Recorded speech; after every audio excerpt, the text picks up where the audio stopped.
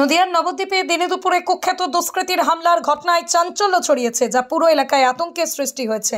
ধারালো অস্ত্র, লোহার রড এবং আগ্নেয়াস্ত্র হাতে নিয়ে সাহেব নামে কুখ্যাত দুষ্কৃতী ও তার দলবল কয়েকজনের বাড়ি, ক্লাব, ঘর, এমনকি মোটরসাইকেলের গ্যারেজও ভাঙচুর করেছে। স্থানীয়রা অভিযোগ করেছেন, এক গ্যারেজ মালিককে প্রাণে মারার চেষ্টা করা হয়েছে।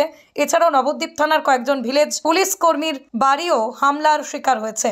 হামলার পর ক্ষুব্ধ এলাকাবাসী নবদ্বীপ ঘাট কৃষ্ণনগর রাজ্য সড়ক অবরোধ করে বিক্ষোভ শুরু করে। তারা পুলিশের কাছে দাবি জানায়, সাহেবকে জনসাধারণের হাতে তুলে দিতে হবে। পরিস্থিতি নিয়ন্ত্রণে আনতে নবদ্বীপ থানার বিশাল পুলিশ বাহিনী এবং র্যাফ নামানো হয়েছে।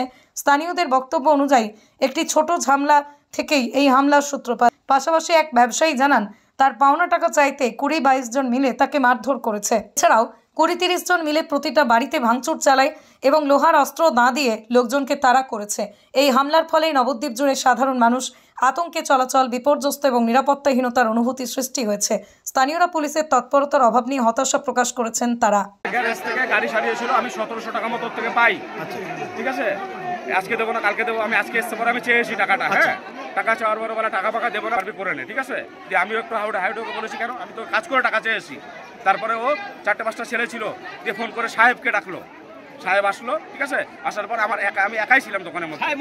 টোটাল 20-22 জন মিলে আমার উপরে অ্যাটাক। ঠিক আছে, ওরা 4 চাকা নিয়ে এসেছিল, গাড়ির নাম্বারও আমার কাছে রয়েছে, গাড়ির ছবিও রয়েছে। ওই 4 চাকার থেকে একটা হ্যাসো বার করেছিল, ওটা দিয়ে আমাকে কোপটা মেরেছিল, যেটা এর উপর দিয়ে আমি সাইড হয়ে গেছি, এখান দিয়ে গেছে হ্যাসো দিয়ে। তারপরে আমাকে 20-22 জন মিলে টোটাল মেরেছে। আমার বাড়িতে আমার মাকে মেরেছে, বাড়িতে ঢুকে বাবাকে মেরেছে, আমার বাড়ি ভাঙচুর করেছে, আমার দোকান ভাঙচুর করেছে।